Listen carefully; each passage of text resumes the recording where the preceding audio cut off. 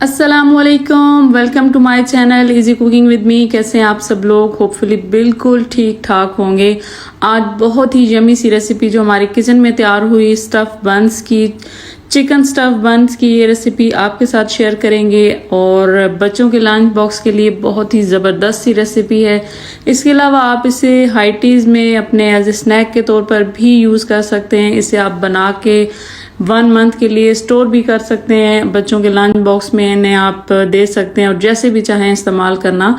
बहुत ही मज़ेदार सी रेसिपी आपके साथ शेयर करते हैं। आइए रेसिपी की तरफ बढ़ते हैं और किन किन इंग्रेडिएंट्स की ज़रूरत है। सबसे पहले यहाँ पे जो चीज़ें रेडी हो चुकी हैं वो है मेरे पास मैदा 3 कप है, हाफ टी स्पून के करीब नमक है, 1 टेबल स्पून शुगर है और 6 टेबल स्पून यहाँ पे ऑयल है और 1 अंडा है। सबसे पहले इसके अंदर हाफ टी स्पून नमक ऐड करते हैं, 1 टेबल स्पून शुगर ऐड हुई है।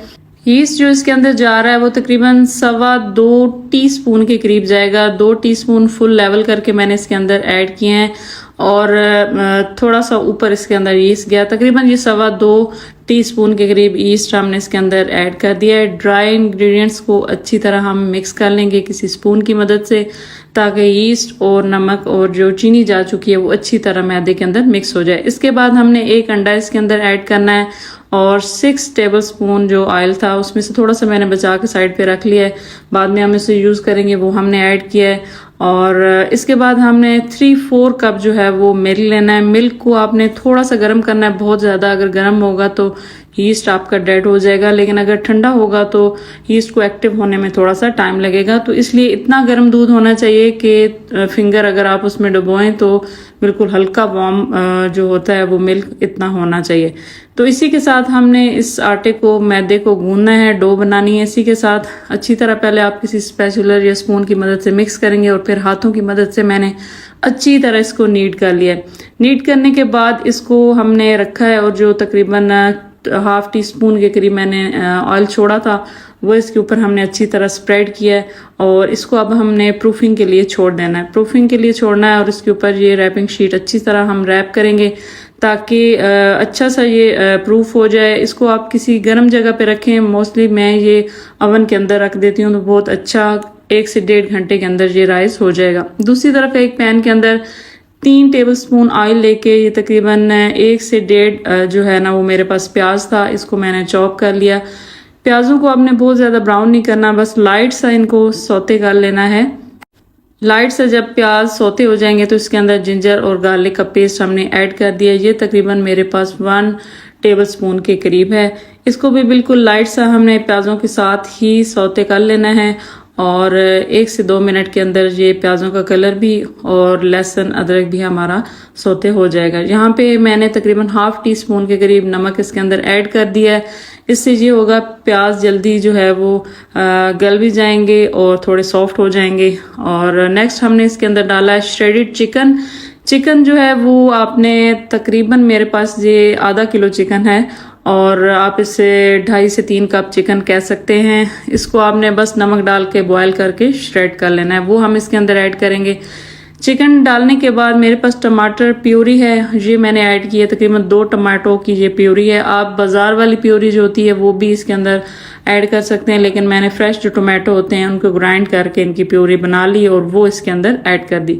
अच्छी तरह इन चीज़ों को मिक्स करेंगे ताकि चिकन के अंदर ये प्योरी और सॉल्ट का जो टेस्ट है वो चला जाए। इसके बाद जो नेक्स्ट इंग्रेडिएंट्स जाएगा वो है चिली सॉस। ये तकरीबन 2 टेबल स्पून मैंने इसके अंदर चिली सॉस डाला है, क्योंकि मैं होममेड टमाटो को ग्राइंड करके डाल रही हूँ तो चिली सॉस के साथ इनका फ्लेवर ज़रा मज़ीद अच्छा हो जाएगा। अगर आप बाज़ार वाली टमाटो पेस्ट डाल रहे हैं तो फिर चिली सॉस डालने की ज़रूरत नहीं है। सारी चीज़ों को बहुत ही अच्छा सा मिक्स करना है और इनको हिलाना है बहुत ज़बरदस्त सी, ताकि ये इनके अंदर मिक्सिंग हो जाए और चिकन के अंदर जो हम चीज़ें ऐड करते जा रहे हैं उनका फ्लेवर भी ऐड हो जाए।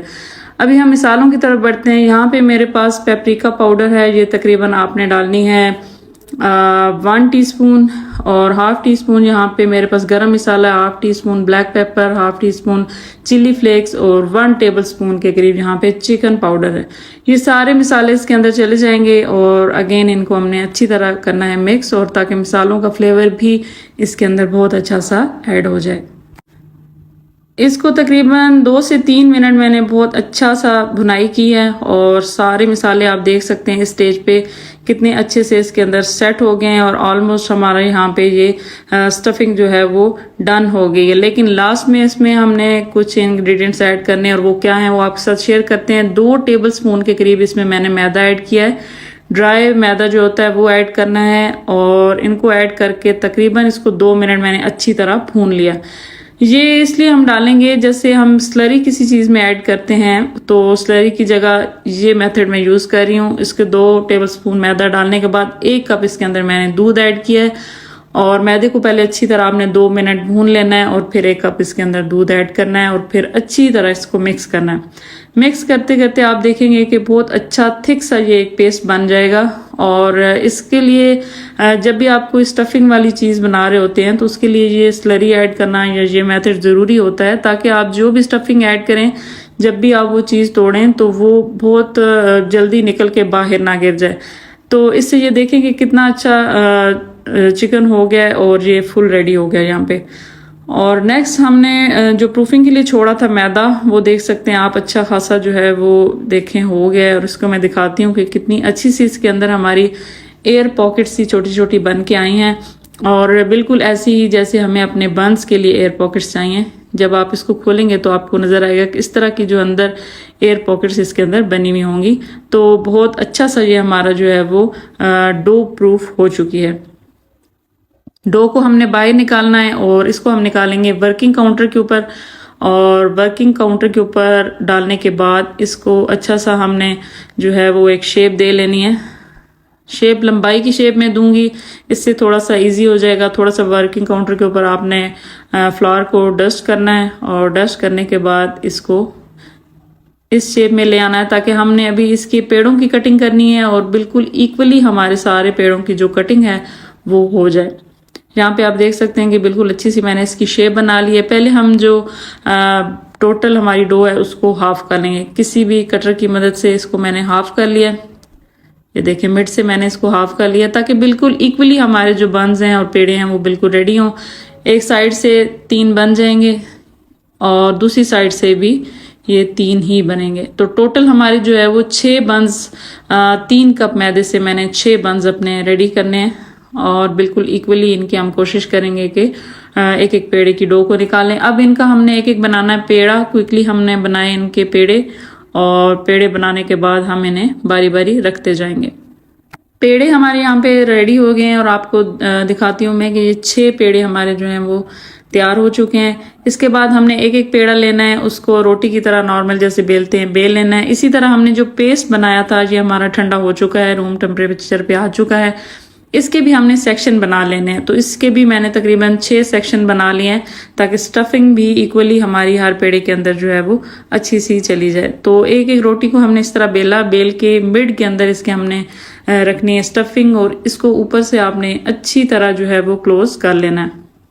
जहाँ पे दोनों साइडों से मैंने इसको कर लिया क्लोज और बिल्कुल इसको ऊपर वाला जो हिस्सा है इसको अच्छी तरह प्रेस करेंगे और बिल्कुल दोबारा जिस तरह पेड़ा बनता है उसी शेप में हमने इसे ले आना है। इसी तरह 1 बाय 1 करके सारे पेड़े हमने जो है वो स्टफ कर लेने हैं अपने चिकन के साथ। नेक्स्ट भी इसी तरह मैंने जो एक एक पोर्शन बनाया है उसको उठा के मैं इसके अंदर ऐड कर रही हूँ और अच्छा से इनको ऊपर से करेंगे क्लोज। क्लोज करने के बाद अगेन इनको गोल से पेड़े की शक्ल में ले आएंगे और इसी तरह सारे बंस को हमने रेडी कर लेना है। देख सकते हैं कि बिल्कुल बंस की शेप कोशिश करें कि बिल्कुल अच्छी सी गोल हो। यहाँ पे सारे बंस के अंदर हमारी स्टफिंग हो चुकी है और इनको स्टफ करने के बाद तकरीबन 5 से 10 मिनट मैंने मज़ीद रेस्ट दिया है तो मज़ीद अच्छी सी जो है ना इनकी प्रूफिंग हो चुकी थी। दूसरी तरफ मैं बना रही हूँ इसको ओवन के अंदर भी आप बना सकते हैं, मैं बना रही हूँ पतीले के अंदर। यहाँ पे एक मैंने नीचे ले ली प्लेट और उसके अंदर एल्युमिनियम फॉइल में रख ली हूँ। आप बटर पेपर रख सकते हैं वरना ऐसे भी बना सकते हैं, इससे ज़रा नीचे से चिपकेंगे नहीं और बहुत अच्छे ये सेपरेट हो जाएंगे। इसके ऊपर हल्का सा मैंने ऑयल लगा लिया। ऑयल लगाने के बाद और इनको मैं करूँगी सेट और यहाँ पे देख सकते हैं कि इसी ट्रे के ऊपर हमारे 6 जो हैं ये रेडी हो गए। यहाँ पे मेरे पास जो पतीला है जिसके अंदर मैं बेकिंग करती हूँ उसको आपने प्री हीट होने के लिए मीडियम टू लो फ्लेम पे तकरीबन 10 मिनट रख देना है। जब तक वो पतीला प्री हीट होता है दूसरी तरफ एक आग के अंदर थोड़ा सा पानी आपने ½ टीस्पून डाल के उसको अच्छी तरह बीट कर लेना है। तिल मेरे पास सफ़ेद और काले वाले हैं वो मैंने रख लिए हैं और ब्रश की मदद से ये जो हमने एग वॉश इसको ऊपर से करना है, 1 बाय 1 करके सारे जो हमारे बंस हैं इसको हमने ऊपर से एग जो है वो स्प्रेड कर देना है। 2 कोटिंग मैंने की है, अच्छी सी शाइन आती है इससे बंस के ऊपर। और यहाँ पे मैं डाल रही हूँ इसके ऊपर काले तिल। अगर काले तिल नहीं अवेलेबल तो आप इसकी जगह कलवंजी भी ऐड कर सकते हैं। काले तिल डालने के बाद यहाँ पे वाइट वाले तिल जो हैं वो मैं ऐड कर रही हूँ। दोनों को ऊपर स्प्रेड करने के बाद यहाँ पे हमने रखा स्टैंड। हमारा पतीला जो है वो प्री हीट हो चुका है। इसके अंदर हमारे बंस आप देख सकते हैं कि जा रहे हैं और इसको तकरीबन मीडियम टू लो फ्लेम के ऊपर 30 मिनट के लिए आपने बेक कर लेना है। बहुत ही अच्छे आप देख सकते हैं कि हमारे बंस बेक हो गए हैं और कितना अच्छा सा इनका कलर आया है। और आपको क्लोजली दिखाती हूँ कि बहुत ही फ्लफी और यम्मी से ये बंस हमारे रेडी हुए हैं। और इनकी जो है ना ख़ास चीज़ कि आप इन्हें बना के स्टोर भी कर सकते हैं अपने फ्रिज में। बच्चों के लिए एक मंथ बासानी चल जाते हैं और जब भी आपने लंच बॉक्स में देने हो। यहाँ पे आप देख सकते हैं कि कितनी अच्छी इनकी बंस की लेयर्स आई हैं, बिल्कुल सॉफ्ट से बने हैं। और रेसिपी को आप फुल फॉलो करें, मेरे चैनल को ज़रूर सब्सक्राइब करें। इसी के साथ मुझे दीजिए इजाज़त, अपनी दुआओं में रखिएगा याद। अल्लाह हाफिज़।